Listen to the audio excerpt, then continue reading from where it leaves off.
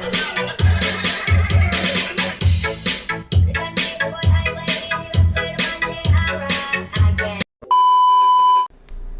welcome back to my YouTube channel guys. So, may ituturo ko sa inyo sa mga nag-request about dito sa ampli.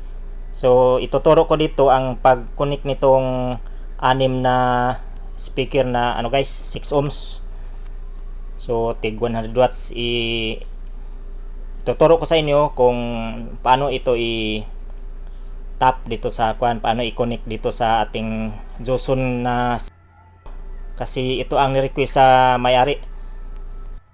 Tuturo ko din ang nito sa kanyang input kasi may nag-request.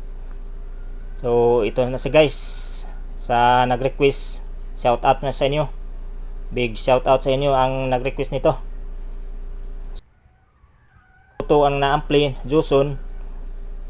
So, kabitan natin ng 6 na speaker na 6 ohms. So, paano natin i-connect ito? So, stay tuned mga ka-sounds. Tara! So, dito dami ng wire na nakakabit dito sa likod na mikos-mikos na. So, naikabit ko na to kasi na tinisting ko na sa. So dito na siya, na lang. Ang connection pala dito guys is may series. At saka ito siya So tatlong subwoofer at saka tatlong mid-range na tig 100 watts ang kada isa, 6 ohms. So dito ang system A nito, system A is 4 ohms, E or B 16 ohms. So paano ito natin? Paano ba ito i-connect sa 6 na speaker? So ito is dito to sa left and right sa system A and B. Itong mid na dalawa, left and right, 6 ohms. So dito sa left is dalawang subwoofer na siniris natin. So ito na siya negative positive sa dalawang speaker na subwoofer. At saka na siya, series. So naging 12 ohms na siya itong subwoofer dito. Tsaka itong mid siniris natin para maging na siya 12 ohms. So system A, left and right is ang minimum niya is 4 ohms to 16 ohms or 8 ohms to 16 ohms. So itong sa kabila, itong siniris natin is ito pala ang dalawang subwoofer na 6 ohms. So naging 12 ohms na siya. Ito subwoofer na to, saka itong sa gitna na subwoofer. So siniris natin is naging 12 ohms na siya. So dito sa right, sa speaker B, system B, sa right channel. So itong sa left is sa mid, 6 ohms. So, ano ba ang resulta sa impedance nito guys? So, ang resulta nito pag actual tinister natin is ito, speaker A, system A, left and right. So, naging na siya, 4 ohms. So, pati dito sa kabila. So, ang nakalagay dito is E and B, 8 ohms to 16 ohms. So pasok siya sa guys, kasi 4 ohms ang minimum, 16 ohms ang pinakataas na impedance na pwede dito sa 6 system A. So sana naintindihan nyo guys. So ganito ang pag connect natin sa ganitong klase na integrated na ampli, system B, system A. So tingnan nyo lang nito sa kanyang likod. So subukan na to guys kasi testing ko na to. So maganda ang tunog niya. Kahit iba ang ampli at iba ang natin, speaker. So dito ituturo ko muna ang ni-request sa ating kaibigan na subscriber. Ito siya. Shout out sa inyo. Big shout out. Kasi nagpaturo siya kung ano ang function nitong mga button nito sa input. So testing na natin sa Bluetooth. So ito ang unang lumabas pag power on muna. So ito ang gagalawin mo na, idol, sa kahit anong Bluetooth or sa auxiliary. So pindot ka lang ito, FM, USB, DVD, tsaka BCD, auxiliary. So isang pindot lang. So balik tayo sa Bluetooth. So goods na sa input lang.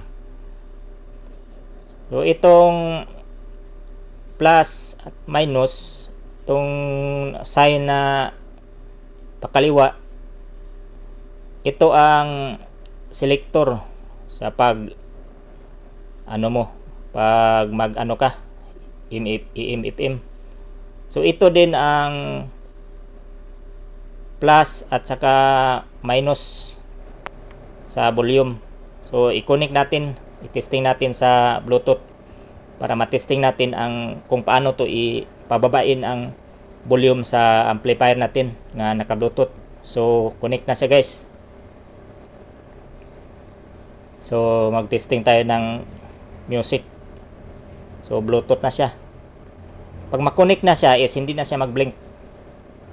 So mag-play tayo ng music para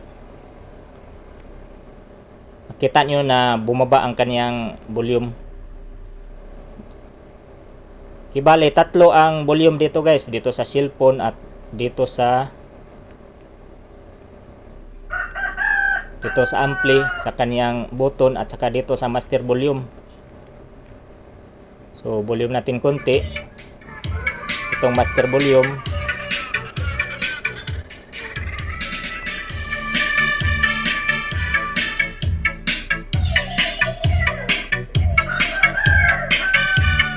So tumunog na siya. So ayos ang kaniyang tunog guys. Si Pioneer to eh. Hindi lang natin ma-voluman kasi gabing-gabi na. So gabing-gabi na ako nito guys, nag-record. Hinaan lang natin.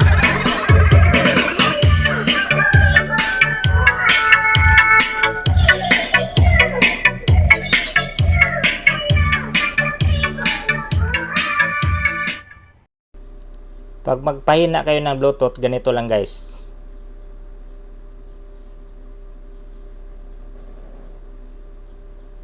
I-press mo na lang to. I-press mo na press ka na lang ng press. So bumaba siya. Saka na lang bibitaw kapag nakuha mo na ang gusto ng volume. Kung anong malakas ba o mahina ba. So dito lang ang pagpahina para hindi siya mag-overpower.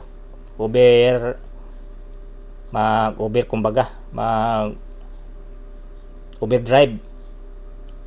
So dito lang, pindot ka na lang, huwag mong bitawan. Saka na lang magbitaw kapag yan ang gusto mong volume.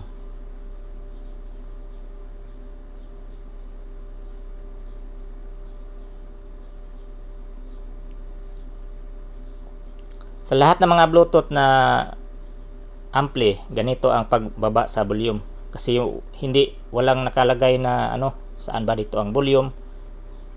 May volume naman dito, so master volume yan. So ito is pwede dito magpababa kang volume para hindi mag-overdrive. So ito sa FM, ito pa taas sa channel, hanap ka ng channel.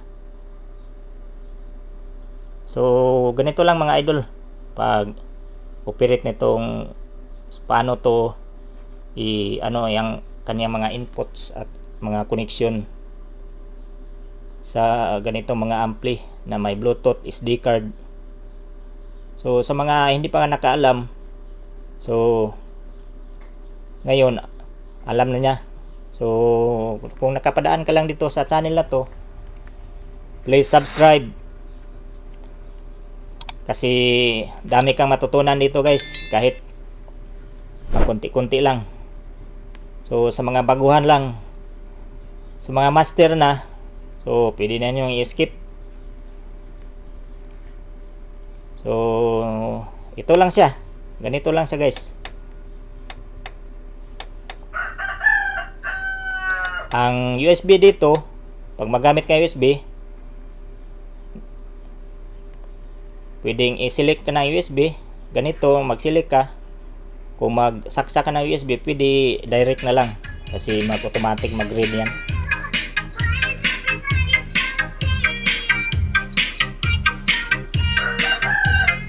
Kung magsaksa ka ng SD card or USB, pahinaan mo lang volume para hindi siya